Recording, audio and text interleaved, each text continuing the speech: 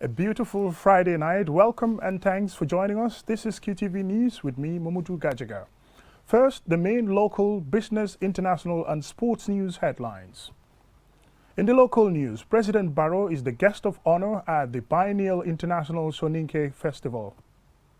The Gambia Civil Aviation Authority and partners have concluded a 5-day legal course on international air law and for key aviation stakeholders. A new market complex built at the cost of $8 million is inaugurated at the Nemakunku in Old Yundum by Brikama Area Council. In international news, the 21st of February has been designated as International Modern Language Day by the UN. We will hear why. And we hear of a terrifying gun attack in Germany which seems to have targeted Muslims. In sports, we hear about the struggles of school athletes from rural areas.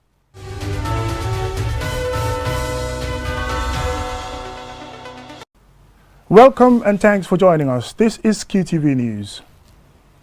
President Barrow on Thursday attended the official opening of the biennial International Soninke Festival being hosted in the Gambia for the first time. Aliou Cisse was there and this is his report. The 4-day event brings together Soninkes from around the world to celebrate their culture and traditions. The Gambia is hosting the festival for the first time, and the event has attracted participants from Guinea-Bissau, Senegal, Mali, Mauritania, France, Spain and other countries.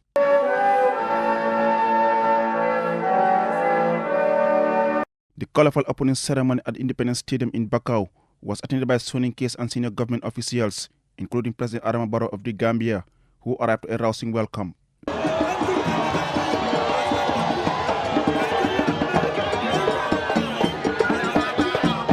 Dressed in their typical traditional attire, the Soninkes displayed their different traditional costumes.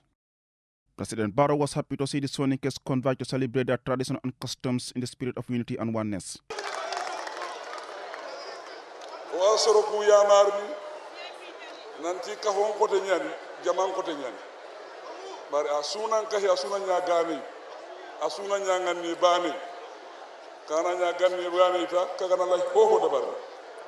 While welcoming all Soninkes to the Gambia, he preached unity among them and encouraged them to use the convergence to strengthen the bond among themselves.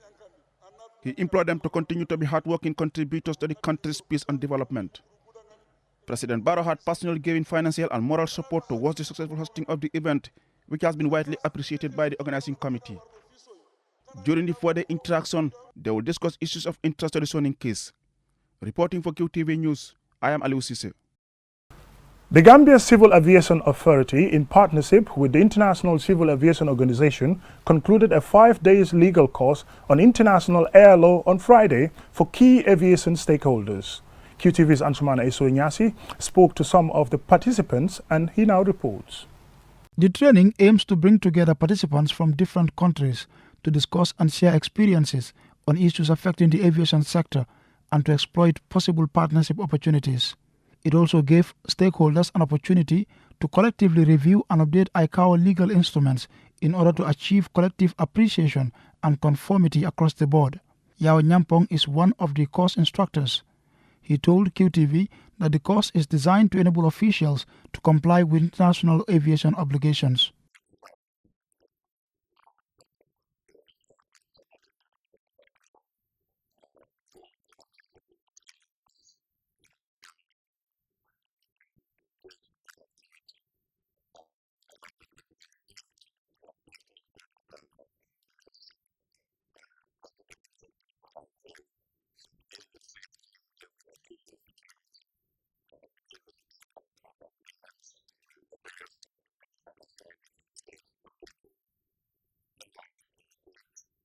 Bonyi Karemera, a participant from Rwanda, says the course has been a success and shared with us his impressions.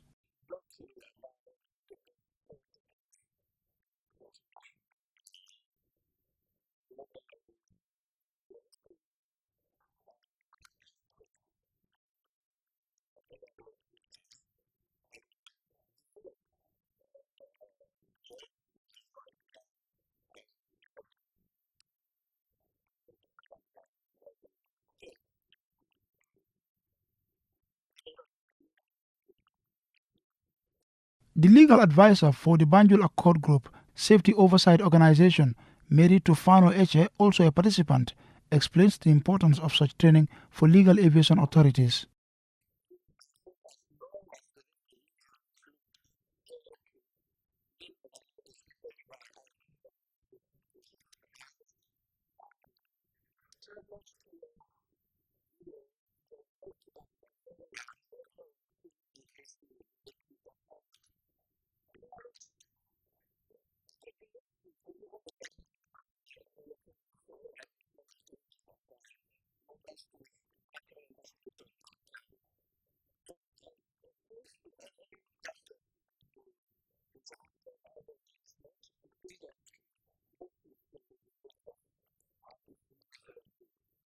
The ICAO, a specialized agency of the United Nations since 1947, changes the principles and techniques of international air navigation and fosters the planning and development of international air transport to ensure safe and orderly growth. Ansumana Nyasi for QTV News. A new market complex built at the cost of $8 million was on Thursday inaugurated at Nemakunku in Old Yundum by Brikama Area Council in collaboration with GAMWorks.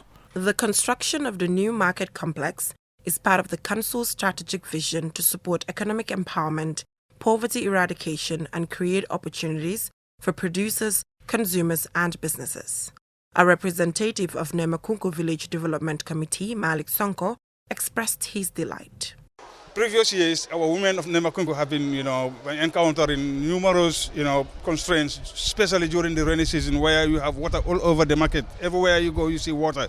But thank God now, Brikama Area Council is here. He's giving them, what they can do for the people of Nemakunku. We really definitely appreciate it. The councillor of Wiringara Nemakunku ward, Bilal Fall, explains plans to sustain the new market.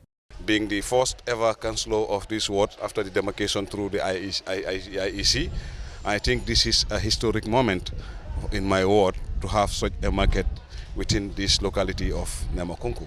Because we have this VDC who has never been tired enough to come here daily, and we have the sub-market committee also who are daily here with the contractor to the end of this project. And I think when it comes to project management and implementation, I have no doubt about that the communities of Nemakunku will take care of this market. Umi Kebe, a representative of the market vendors, is pleased about the new market, saying vendors have faced lots of challenges in the past.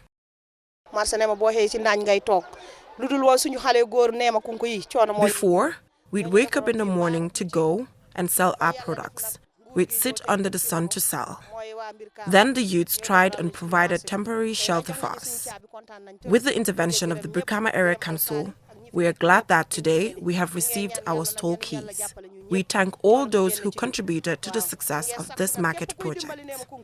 The Chief Executive Officer of Brikama Area Council, Modu Jonga, highlighted the importance of the project, which he says is part of the rural infrastructural development projects. He advised the Nemakunku community to take great care of the new market. This project that we have inaugurated today is one out of 7 such projects that have been funded by the Gambia government and then the OPEC Fund for International Development with a counterpart contribution from Brikama Area Council. It will also eradicate poverty, and it's important that they take ownership. It's also important that they control the waste that they generate within the complex of the market to ensure that the waste is properly handled. And then when we come around, our laborers will be able to collect, the waste from them, without having the risk of having waste, that is indiscriminately disposed of, thereby posing health hazards to the vendors and, of course, to the nearby communities. According to authorities, the new market consists of 12 shops and the main building can accommodate up to 100 vendors. Nemakunku Market has been built to modern standards and it also has toilet facilities with inner taps. The event was attended by several dignitaries, including the Director General of GAMWorks, Mr. Ibrahim Acham, a delegation from the municipality of Grand Yoff in Dakar, and the National Assembly member for Old Yundum constituency, amongst others. Reporting for QTV News, I am Jenna Basonko. Vendors at the Latrikunda Sabiji Market on Thursday briefed the media about KMC's decision to increase tax and also the council's decision to dissolve the elected market committees. Amadou Oba attended the ceremony and he now files in this report. The former committee of the Latrikunda Sabiji Market and vendors converged in numbers to express dissatisfaction about their working conditions. According to them, the meeting was prompted by what they called a huge tax increment from $350 to $500 a month by the Kanifing Municipal Council. Badu Fall, the former chairman of the Latrikunda Sabiji Market Committee, says the KMC has sent communications of the intention to increase tax charges from $350 to $500, while shop owners with extended eaves will pay between $10 to $20 daily, depending on the size of their shops. He also explains that these charges are different from the Lansing subscription charges, electricity and maintenance. Nit ken du ko tuutil te ñun dëgg dëgg liñ nekkee fii mooy liggéey ak jaamu Yàlla. We shouldn't be belittled. The vendors in the market are one family, as we help one another in good and bad times. If the council is to dissolve our committee just because we raised concern about not being able to afford the tax increment, then those within the council also cannot interfere in our election. Abdullahi Kamara, the former public relations officer, explains the different approaches taken before the press conference. Molu tombo menia lonko abe tarlatul fangolu kono menia lonko abe moafero la marché o kono. We were told to select nominees amongst our vendors who are engaged in the market and must be Gambian nationals to be able to vie for any position, to vote and be voted, whereas foreigners will also have the right to vote but cannot be voted for. We did exactly that and passed our list to the council.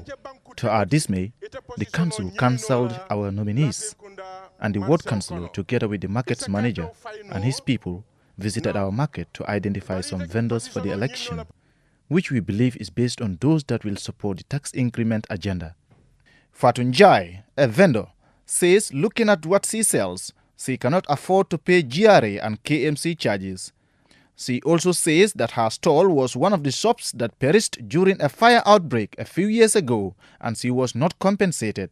Vendors also complain that the entire market of more than 800 shops shares a single toilet and that there is only one tap for water, which is not sufficient or hygienic. Responding to the allegations, Modu Njai, KMC market manager, denies all allegations. He explains that the increment of tax and resolutions to dissolve all market committees is done according to due process because of the irregularities in the formation of the committees in the past. You are given a canteen, locked, everything, plus the security, you are paying $350. And instead of you occupying the canteen, you did not. You sublet it to somebody at a higher rate. Mr. Njai further clarifies his role and that of the council in the upcoming elections on Sunday, stating that he assigned the Latrikunda market master to coordinate the nomination of contestants, which he did, but was later told by another segment of the market that they were not informed of the selection. He says that was why he took it upon himself to go with the ward councillor and market master to meet the vendors in the market and coordinate the right proceedings. This is a general council resolution. I cannot change it. They are policy makers. We are policy implementers. If they don't comply, I'll make sure that the necessary steps are being taken. The Latrikunda Sabiji market vendors are expected to go to the polls on Sunday, 23rd February 2020. Reporting for QTV News, I am Amadou Oba. We'll go for a short commercial break, and when we come back, in international news, we hear why it is important to commemorate International Mother Language Day. And we hear why fears expressed by Muslims in Germany have sadly proven to be based on reality. Join us after the break for these stories, sports news and more. Right time, right place, right price. Promote your product, business and brand to millions of viewers nationwide or across the globe. Call QTV Marketing on 32-44444 or email us at marketing@qtv.gm for all your advertisement needs. QTV Gambia, right place.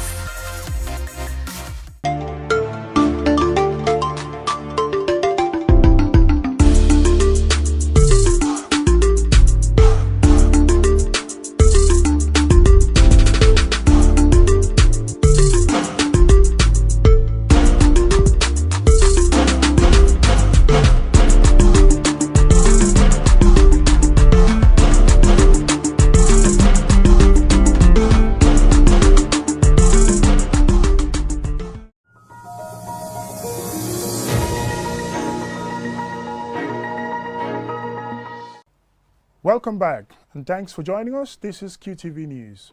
In international news, International Modern Language Day has been observed every year since February 2000 to promote linguistic and cultural diversity and multilingualism. The idea to celebrate International Modern Language Day was the initiative of Bangladesh. It was approved at the 1999 UNESCO General Conference and has been observed throughout the world since 2000. Languages are the most powerful instruments of preserving and developing our tangible and intangible heritage. All moves to promote the dissemination of mother tongue and will serve not only to encourage linguistic diversity and multilingualism, education, but also to develop a fuller awareness of linguistic and cultural traditions throughout the world and to inspire solidarity based on understanding, tolerance, and dialogue. Every 2 weeks, a language disappears, taking with it an entire cultural and intellectual heritage. QTV spoke to some people and asked them to say hello Gambia in their mother tongue. Hola, I was there International Linguas de Mames. Tudo Mames na Mundo, e tudo Jintis Kyobe Creole. QTV ta Falal. Boa tarde. Hello, my beautiful Gambian people. I am from Sierra Leone and I am Timini. Gambia, Topiendera. Hello, I'm from Latvia and I'm saying hello in Latvian. Sveiciens no Latvijas. To me Madingo people, they wali abedi osoma. I want to tell Gambia on Jarama Gambia. Minko pullo sarlon. Also in international news, this week, Muslim communities in Germany expressed fears for their safety and asked for greater protection. Their worst fears have been realized. A gunman has gone on the rampage, killing 9 people before apparently taking his own life. German officials have also said the victims of the far-right motivated attack and a migrant background, Turkish and Kurdish groups in Germany, have led calls for more action to be taken against the far-right extremist and far-right groups. They included both German and foreign citizens aged between 21 and 44. The Turkish embassy in Berlin established that 5 of the victims were Turkish citizens. 1 victim was confirmed to be from Bosnia-Herzegovina with German citizenship. The Romanian president confirmed that 1 victim was a 23-year-old Romanian, while the Bulgarian Foreign Ministry said another was a citizen of Bulgaria. 4 people died at the first location, the Midnight Bar in downtown Honai. The alleged perpetrator subsequently shot himself and his mother.